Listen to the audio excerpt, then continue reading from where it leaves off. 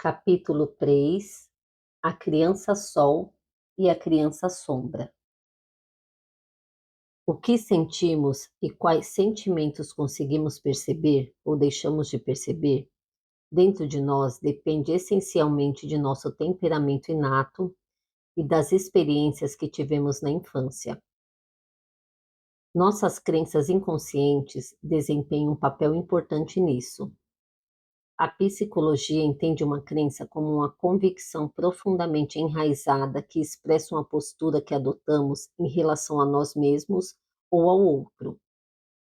Muitas crenças são forjadas já nos primeiros anos da vida, na interação com as pessoas que não são mais próximas. Uma crença interior pode ser algo como estou bem ou não estou bem.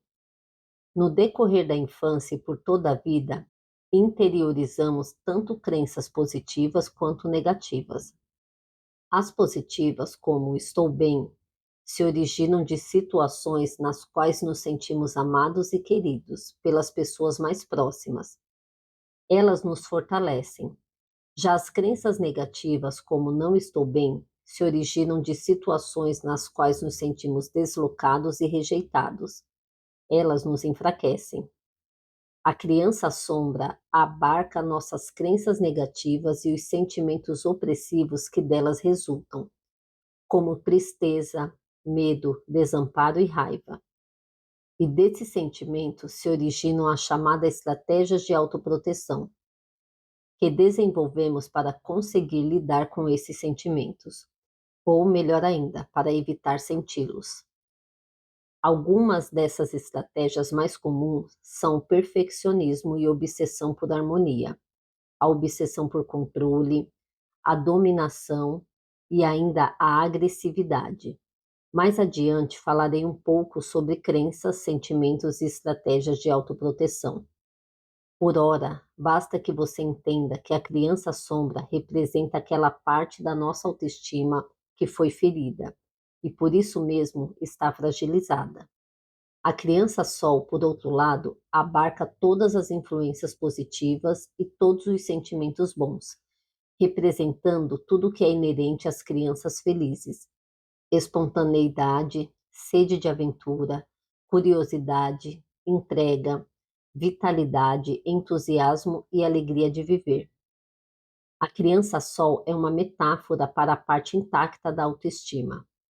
Mesmo que as pessoas que carregam um grande peso desde a infância apresentam partes saudáveis em sua personalidade, elas também passam por situações em que não reagem de forma excessiva e que se mostram alegres, interessadas e brincalhonas, isto é, momentos nos quais a criança sol sobressai.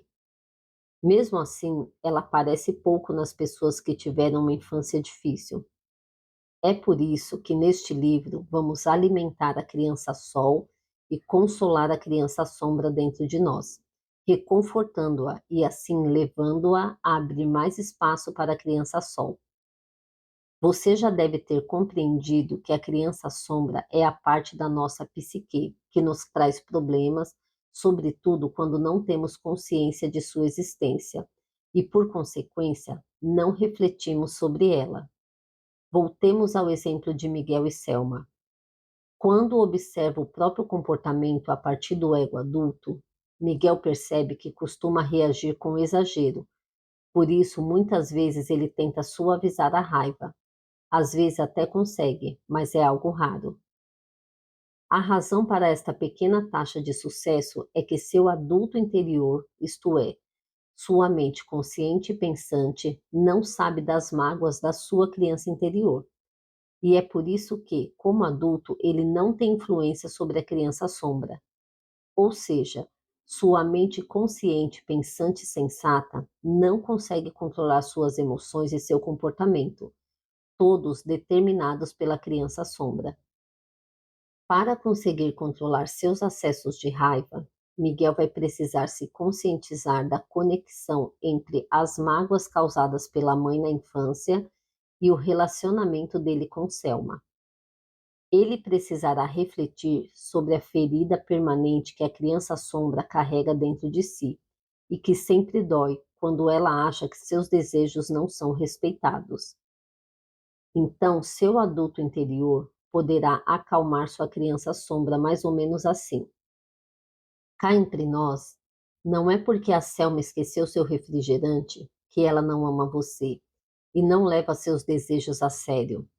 Selma não é sua mãe e ela não é perfeita assim como você. Às vezes ela vai esquecer alguma coisa, talvez o seu refrigerante preferido, mas isso não tem nada demais. Se a parte adulta de Miguel estivesse separada da criança sombra de forma consciente, ele não teria interpretado o esquecimento de Selma como falta de respeito ou de amor, mas como uma simples falha humana. Com essa pequena correção na maneira de encarar as coisas, ele nem teria se aborrecido. Sendo assim, se quiser controlar seus acessos de raiva, Miguel precisa direcionar a atenção para a sua criança sombra e as feridas que ela carrega.